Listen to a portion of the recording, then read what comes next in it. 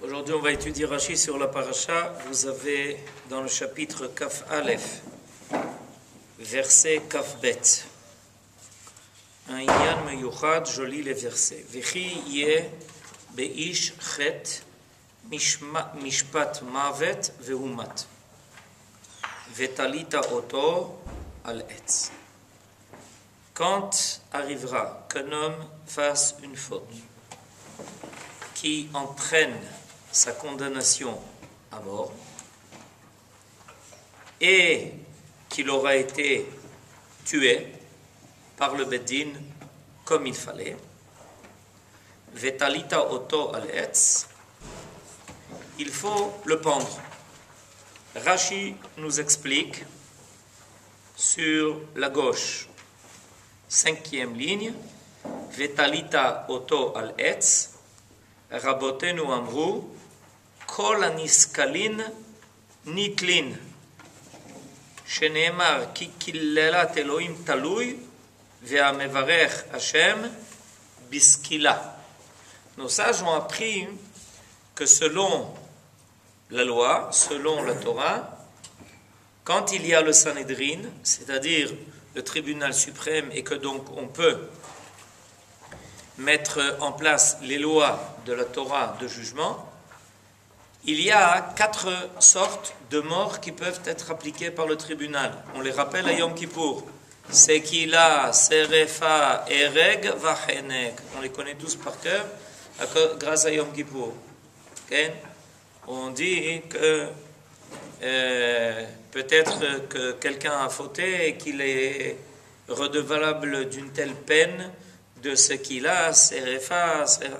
Alors, une des choses que nos sages ont appris, que toute personne condamnée à ce qu'il a, c'est-à-dire d'être lapidée, doit être aussi pendue. C'est ce que la Torah, d'où on apprend de notre verset. Parce qu'il y a marqué dans le verset Kaf Gimel, Ki killelat Elohim talui, celui qui a maudit, et en rappelant le nom de Dieu, sa peine est lapidation. Et la Torah dit taloui, et il faut aussi le pendre. Donc, qu'est-ce qui est arrivé? Quelqu'un a fait une faute, aussi grave que cela, il a été condamné à mort, il a été lapidé, on l'a pendu, et le verset Kaf Gimel dit la chose suivante. Lo talin nivlato alaretz. On n'a pas le droit de laisser sa dépouille pendue sur l'arbre. Ki kavor tikberenu bayom ma'u. Tu dois l'enterrer le même jour où il a été pendu. Selon certaines opinions, c'est là que l'on trouve l'obligation de la Torah de s'occuper des morts pour les enterrer. Il y a marqué, c'est une obligation. Ki kavor tikberenu bayom ma'u. Le même jour, si c'est possible, où quelqu'un est décédé, il faut l'enterrer. Et c'est une mitzvah, en effet, il est marqué dans notre verset, Ki kavor tikberenu. Il y a une obligation.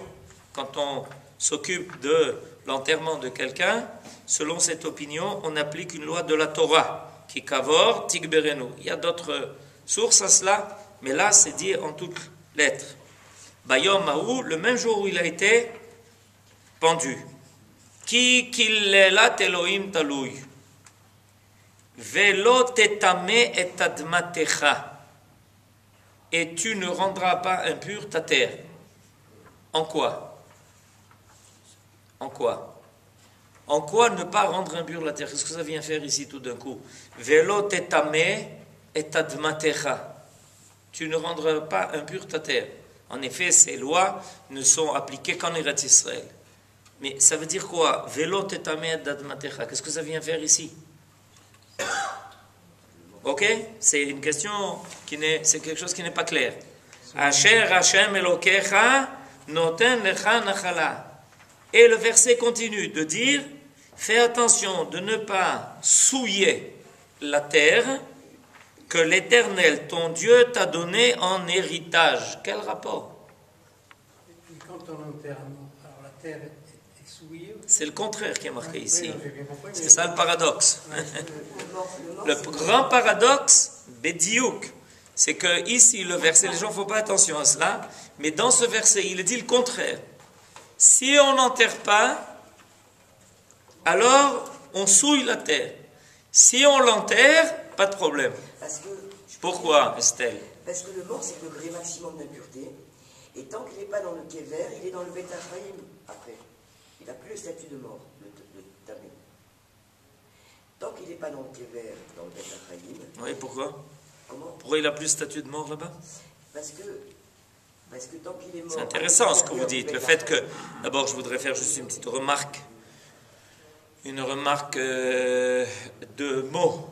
Estelle vient de dire qu'on a l'habitude d'appeler le cimetière Bet Achayim.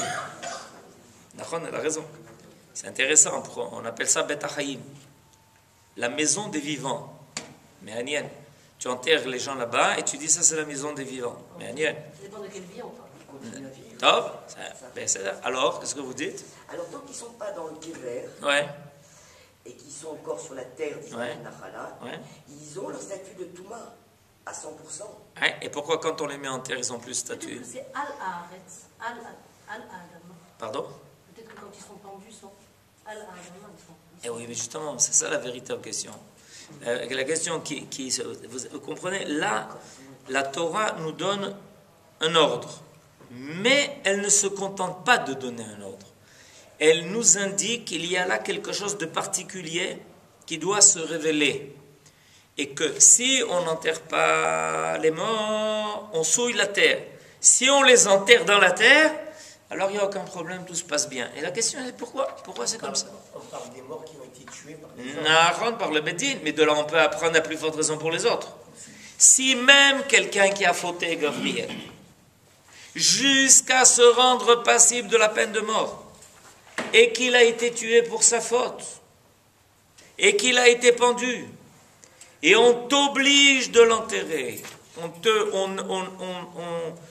te donne une mitzvah d'enterrer ce mort-là, et seulement quand tu l'enterreras, on pourra dire, oh, tout est en place. Tant qu'il n'a pas été enterré, ça s'appelle l'étamé edat matecha. Pourquoi? Qu'est-ce que vous dites, Florence? Peut-être que c'est de là qu'on apprend que peut-être que quelqu'un, ça pourrait lui venir à l'idée que je ne veux pas souiller ma terre, alors je ne veux pas enterrer quelqu'un comme ça dans la terre. זה מעניין, למה זה ככה? מה זה עוזר? זה מה שאנחנו רוצים להבין, את הסוד הזה. Alors Rashi va nous donner une explication qui est saisissante. Je lis Rashi. Ki killelat Elohim talui. C'est le dernier Rashi sur votre gauche. Ki killelat Elohim talui.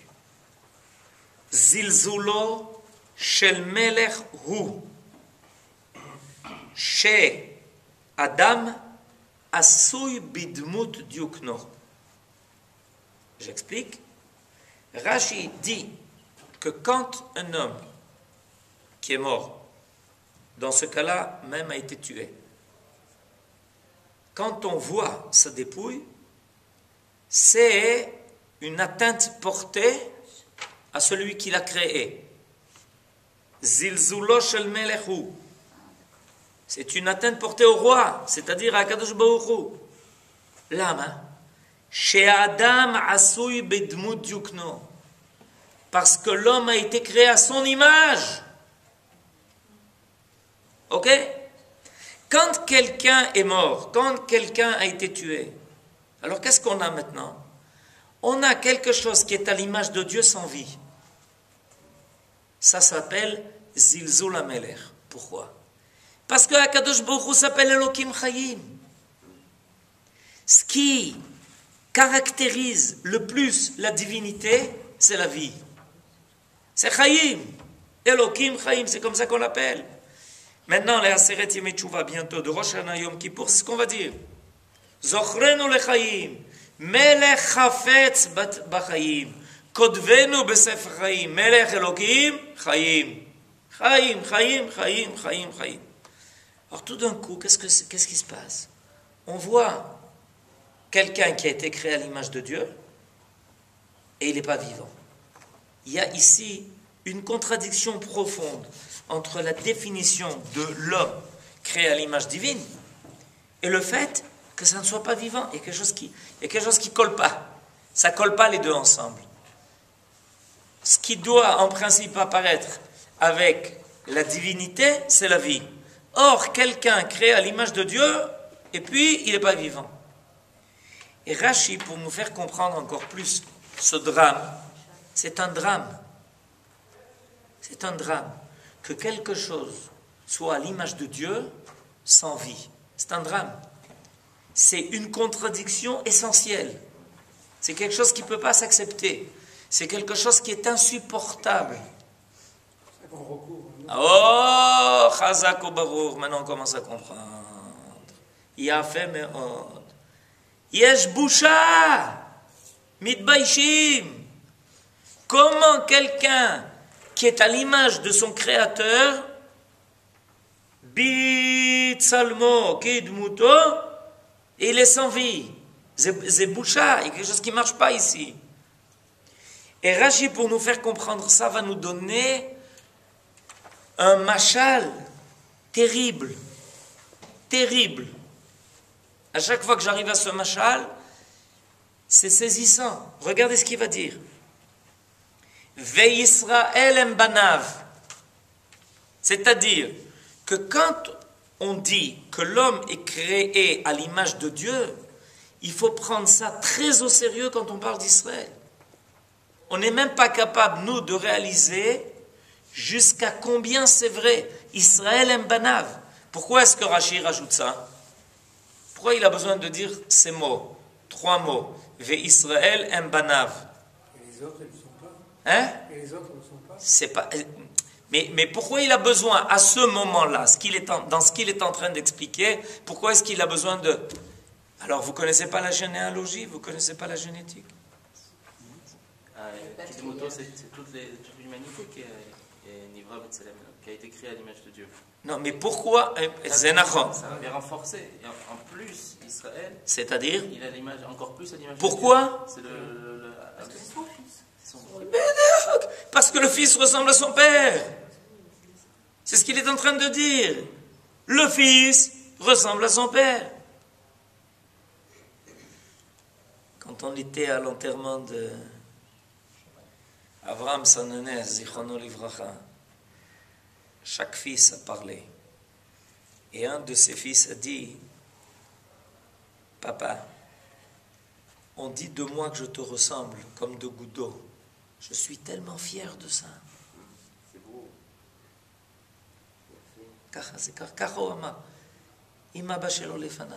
Je suis tellement fier de ça qu'on me dise, oh, comme tu ressembles à ton père. On dirait ton père. Il dit, tu peux pas te rendre compte comme ça fait plaisir quand on me dit une chose pareille. C'est ce qu'il est en train de dire, Rashi. Qu'est-ce que Rashi est en train de dire? Ve'Israël em banav. Nachon que toute l'humanité, comme a dit David. Nachon que tous les hommes ont été créés Betzelem Elohim. Aval, il y a une différence. Il y a les cousins éloignés. Il y a les fils des cousins. Mais il y a les enfants. Il y a les enfants de ce père. Les enfants, on voit le père. C'est ce qu'il est en train de te dire. Il faut savoir, chez Israël, cette idée-là, qu'ils ont été créés à l'image de Dieu, c'est quelque chose d'essentiel. Ve'Israël em banav. Mashal lishne achim teomim. Et maintenant, pour nous expliquer ça, Rashi va encore plus loin. Il dit, je vais t'amener un mashal. Il y avait 2 frères jumeaux. Sheayu domim zelazé. Comme des jumeaux. Ils ressemblaient l'un à l'autre comme 2 gouttes d'eau. Echad na'asa sar. Un est devenu une sommité. C'est un ministre. Ve'echad nitfas lelistiut. Et un autre est devenu un brigand de grand chemin. Et il a été finalement attrapé et il a été pendu. Kol haroe oto omer. Tout celui qui passe à côté du pendu regarde le pendu et dit, Asar Taloui. Il regarde celui qui est pendu. Il dit, ils ont pendu le ministre. C'est son frère jumeau. Mais personne n'est capable de distinguer. Vous avez compris le machal? Jusqu'où il est allé Rachi? En parlant de Israël. C'est une bouchard. Les gens se trompent. Ils passent, ils voient le truc, ils disent, le ministre, c'est pas le ministre. Oui, mais on est sûr que c'est lui. C'est-à-dire que quand il y a cette situation terrible où on voit qu'un homme d'Israël qui est créé à l'image de Dieu, Bémet, Israël banim chez la Kadosh Baruch Hu, il faut prendre ça au sérieux. Et qu'on voit ça sans vie, les gens disent, ma carapo, qu'est-ce qui se passe? C'est pas possible. Quelqu'un qui a le reflet de Dieu en lui, il est sans vie, c'est pas possible. Les chrétiens, ils ont pris un juif mort, ils en ont fait un juif. Eywa, Evanta et Akol. Evanta et Akol. D'abord, on prend un juif, on le tue, et ensuite on dit, voilà, c'est le Dieu. Le contraire, bidiouk. Comment on commence l'histoire? Par un mort. Alors que nous, on a matrilim be'elokim chaim. Il y a une histoire célèbre à propos de ça. Il y a de cela plus de 100 ans, la grand-mère du Rav Kook a fait son aliyah sur un bateau. Il n'y avait pas Elal. Et elle était sur un bateau, et elle était pratiquement la seule juive sur le bateau. Mais le bateau était plein de qui? De pèlerins. Alors ils ont vu une vieille dame avec un fichu, ils ont compris que c'était pas de... elle n'était pas des leurs. Ils ont dit, Madame, où vous allez? En Palestine. Ah oui, qu'est-ce que vous allez faire en Palestine? Tel qu'on vous connaît, vous n'êtes pas du groupe. Alors elle a dit à celui qui lui a posé la question, et vous, qu'est-ce que vous allez faire? Nous, on est des pèlerins. On va se prosterner sur la tombe de notre Dieu. Il dit, voyez, c'est toute la différence entre nous. Vous allez vous prosterner sur la tombe de votre Dieu, et moi, je vais rencontrer Dieu, le Dieu vivant. Une petite différence, juste une petite différence. C'est Kolaïnian, c'est Bouchard. Il y a quelque chose qui blesse profondément. Quand on rencontre une situation pareille, ça blesse profondément. Si on laisse ça découvert, alors il y a là Velo tetame et admatra asher Hashem Elokecha noten lecha nachala. Pourquoi? Parce que Eretz Israël s'appelle Eretz Chaim. Vous savez que Eretz Israël a 4 appellations. Une des appellations, c'est les initiales de Yitzhak. Eretz Israël a 4 appellations, 4 noms dans la Bible. Et les 4 noms, en initiale, c'est Yitzhak. Israël, Tzvi, Chaim, Kodesh. Et pourquoi ça donne les initiales de Yitzhak? Parce que c'est le seul qui n'a pas bougé d'Israël. Il n'a pas bougé d'Israël, Yitzhak. Il fait partie d'Eretz Israël du début jusqu'à la fin. C'est d'ailleurs à lui, qu'on conteste le plus Eretz Israël. C'est comme ça. Ah oui, le mensonge essaye de contredire le plus la vérité. Le mensonge ne va pas s'attaquer au mensonge parce que quand le mensonge s'attaque au mensonge, l'autre mensonge va dire mais tu veux essayer de combattre avec moi, je suis plus fort que toi.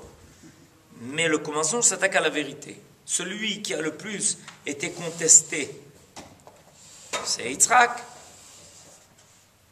Parce qu'il est la vérité de l'appartenance à Eretz Israël, Yitzhak. Alors, Olat Mima, il s'appelle. Alors, c'est ce qu'Akadosh Baruch Hu est en train de dire dans ce verset. Eretz Israël, c'est Eretz Chaim. C'est Eretz Elokeh Chaim. Elokim Chaim. Et quand on laisse quelqu'un ici, au découvert, sans rendre l'image de Dieu à laquelle il a été créé à son créateur, qu'est-ce qu'on fait? Quand on enterre quelqu'un, on dit à Kadosh Baruch Hu, reprends ce que tu as fait apparaître sur terre. C'est à toi, c'est pas à nous. Vous comprenez?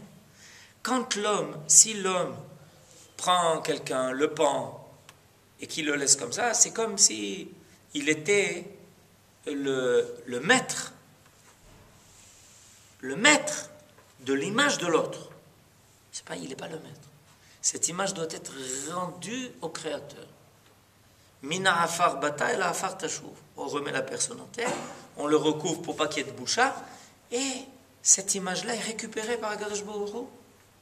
À tel point que nos sages nous ont dit Yaakov Avinu l'omet. Pourquoi? Parce que son image, elle est fixée sur le trône céleste. Ça ne disparaît pas. Cette image-là ne peut plus disparaître. Elle est récupérée par le Créateur lui-même. Et les Réchaïm, qu'est-ce qu'ils font? Le contraire. Ils prennent Eli Cohen, ils le mettent sur la place de... Damas. Et pendant 3 jours, tout le monde vient faire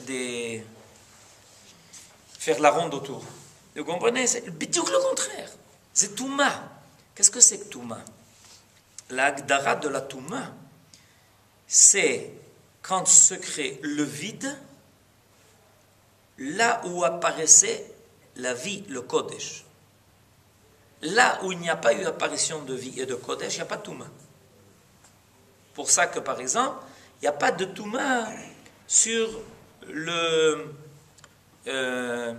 minéral. Dans le minéral, ce qui est inerte, il n'y a pas de Touma. La Touma peut toucher 2000 fois la terre devient pas Tméa. Dans le minéral, pourquoi il n'y a pas de Touma? Parce qu'il n'y a aucune vie qui était présente et qui s'est retirée. Plus il y a eu apparition de vie et que cette vie s'est retirée, alors elle laisse ce qu'on appelle halal. C'est pour ça qu'une des appellations de mort, c'est halal. Halalé Marchot Israël. Les Chayalim s'appellent Halalim, ceux qui sont morts au combat. Halalim, ça veut dire quoi? C'est qu'il y a une présence énorme, massive de vie, de Kedusha, et ça s'est retiré. Alors maintenant, tu ne peux pas laisser cette contradiction apparente entre le fait que quelqu'un ait été créé à l'image de Dieu et le fait que ça soit sans vie. C'est une contradiction, ça ne peut pas marcher. De 2 choses l'une. Soit Triatametim, soit tu l'envoies dormir jusqu'à Triatametim. Il n'y a pas d'autre possibilité. Quand des hommes qui ont été créés à l'image de Dieu doivent quitter provisoirement ce monde, il y a 2 possibilités. Soit Triatametim, soit aller dormir. C'est pour ça qu'il s'appelle Yeshenim. Les morts s'appellent, dans notre tradition, des gens qui sont allés dormir. Ils sont allés dormir. C'est-à-dire, on a recouvert provisoirement, en attente du retour de la vie, dans le Tselem Elohim. Mais il ne peut pas y avoir, on ne peut pas laisser en évidence ce Tselem Elohim en ayant le sentiment que c'est quelque chose qui ne vit pas. C'est pas possible. C'est Zilzulo Shel Melech. C'est comme ça que ça s'appelle. C'est une atteinte portée au kavod de celui qui l'a créé. Et si on ne respecte pas cela, pourquoi? Parce que sans arrêt tu fais apparaître le vide. C'est ça la Touma. Tu fais apparaître de quelque chose qui devait vivre et qui ne vit pas. Alors il y a une espèce de halal qui se dégage. Oui, Esther. Oui, on a fait allusion tout à l'heure à d'autres religions qui divinisent un mort. Alors justement, partout, ils mettent ce corps mort, ils l'affichent tel quel. C'est ça, ils le pendent partout. Voilà. Le contraire. Ce que vous nous avez expliqué, c'est du point de vue d'Akadosh Baruch Hu. Il ne permet pas qu'il n'y ait pas de ce qu'il a créé là.